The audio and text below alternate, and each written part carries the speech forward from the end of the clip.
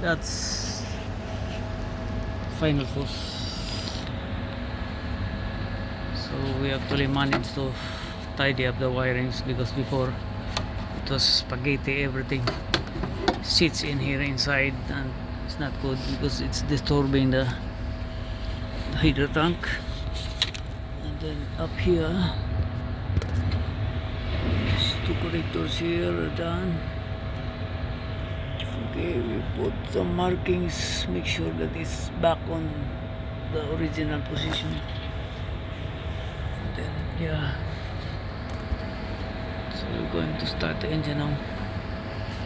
And then after starting the engine, we will see if the pan is working.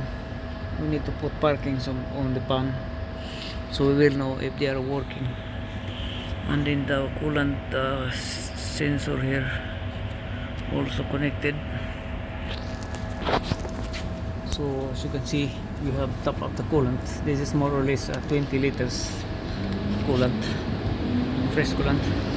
And then we also put markings on the cooling pan. Make sure that the cooling pan will be working as soon as we start the engine. And then once the engine got the maximum temperature, operating temperature, then we know that we want to know that the cooling pan is working. Okay, so we're double checking here now. Connectors are good, wirings and everything good. So guys, what we're doing here is we need to have a look and disconnect the coolant temperature on the engine.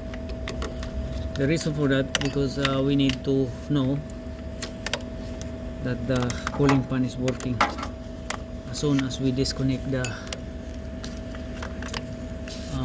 coolant temperature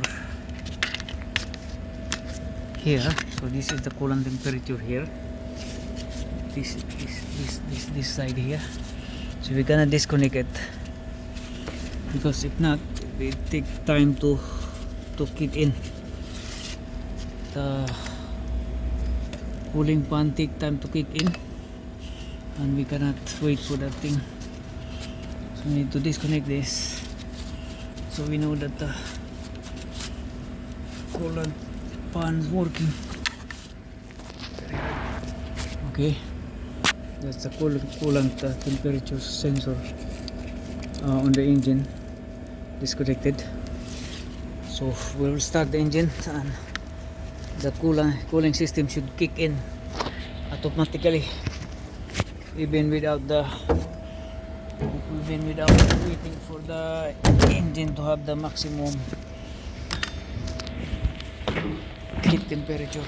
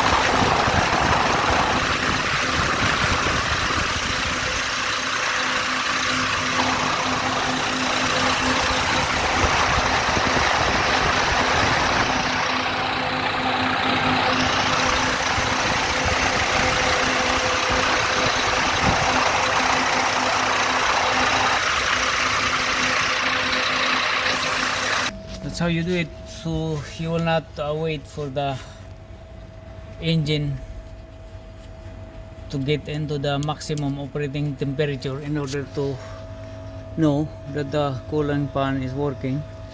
So we just disconnect the coolant temperature sensor here from the engine itself.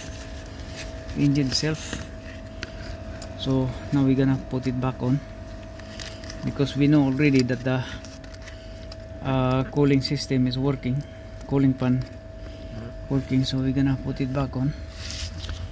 This is like a plug and play connector here. It's like plug and play. You just put it back on again. So if you want to know, guys, the system on how to disconnect or to know if the cooling fan working, this is what we do. Disconnect the coolant temperature from the engine itself. So that will